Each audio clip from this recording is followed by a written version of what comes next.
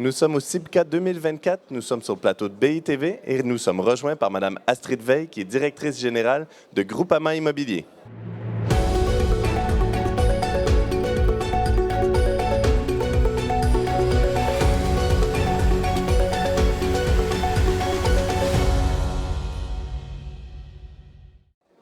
Astrid Veil, merci d'être avec nous sur le plateau de BITV.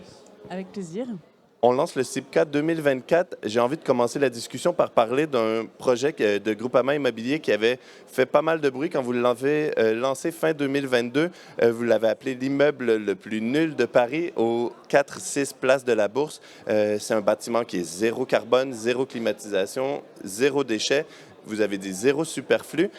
Quelles leçons est-ce que vous tirez justement de cette opération? Alors déjà, pour être nul, il faut s'entourer des meilleurs, même si ça peut paraître paradoxal. Et donc, on a décidé de travailler avec l'agence Franklin Asie et avec AREP dans la conception de cet immeuble, dont les études ne sont pas complètement terminées. On a déjà un APS, on va déposer un permis de construire dans pas longtemps, on va le passer en comité et a priori, tous les signaux sont au vert. Et on a poussé nos études, non pas dans l'idée de ne rien mettre, mais de mettre que le strict nécessaire dans une programmation qui vise le climat, non pas d'aujourd'hui, mais le climat du futur. Et donc, on a fait énormément de simulations sur l'enveloppe du bâtiment, sur les différents matériaux, sur les sujets de réemploi, sur les matériaux biosourcés, sur tout ça, pour en faire un immeuble qui est complètement dans l'idée qu'on avait eue dès le départ, c'est-à-dire avec une empreinte carbone la plus faible possible. Mais ça a nécessité beaucoup d'études très complexes. Donc voilà, ce que je retiens, c'est que pour être nul, il faut bien s'entourer. D'accord. Je me permets de vous citer. On a parlé récemment pour le plus récent magazine Business Immo Global.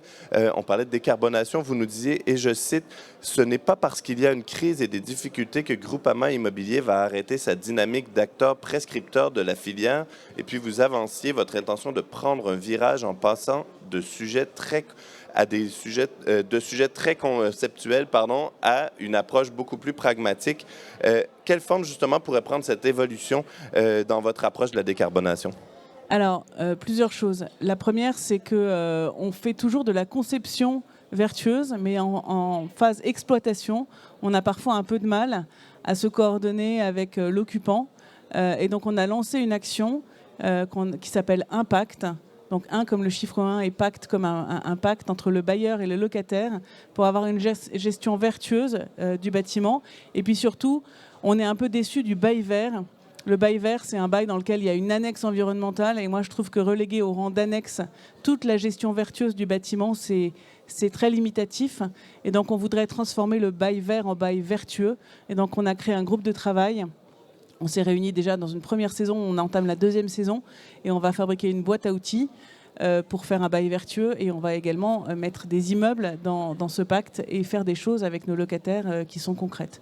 Après, on travaille désormais systématiquement avec le label BBCA, qui certifie de façon assez intelligente les immeubles en exploitation. Parfois, en conception, on a des principes de certification qui sont assez contre-productifs. Ça nous arrive d'être obligé de rajouter du carbone pour avoir une certification.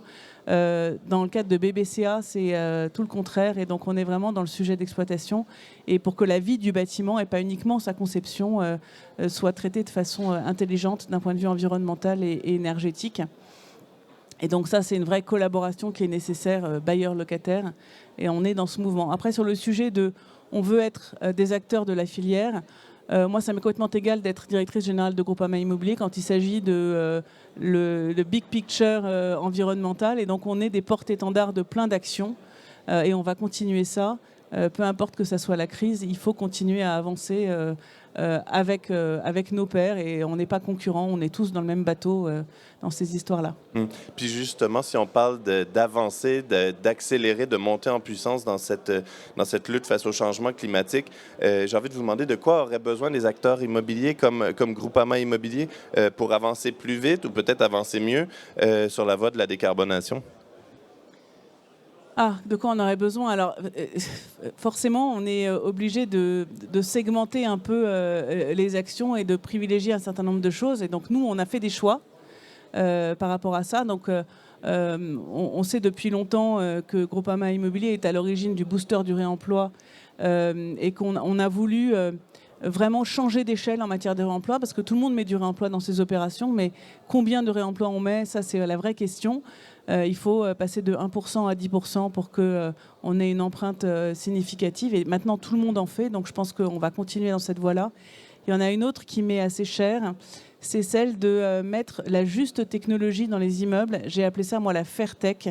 Donc on a participé au groupe de travail animé par Paris & Co qui s'appelait le groupe Low-Tech, mais moi je l'appelle Fairtech, la juste technologie, qui doit permettre d'opérer un changement sociétal profond en fait. Ce que j'aime bien, c'est que dans ESG, on ne s'occupe pas souvent du S, et le S, il veut dire sociétal, mais ça veut dire aussi qu'on doit transformer la société pour qu'elle appréhende mieux ses besoins en fonction de ce que la planète est en capacité d'offrir. Est-ce que vraiment on a besoin d'avoir autant d'ascenseurs dans les immeubles, ou est-ce qu'on ne pourrait pas les attendre un tout petit peu plus longtemps? Est-ce qu'on a vraiment besoin d'avoir 19-26, ou est-ce que peut-être qu'on peut avoir 19-26 modulo, 12 jours d'inconfort par an, ça pourrait être acceptable. Et donc là-dessus, il faut qu'on opère une transformation sociétale, qu'on arrête d'empiler les équipements techniques, le carbone qui va avec, l'énergie que ça nécessite pour les mettre en œuvre, et puis qu'on se pose et qu'on se dise « less is more ». Astrid Veil, merci d'être passée sur le plateau de BITV pour le début du CIPCA 2024.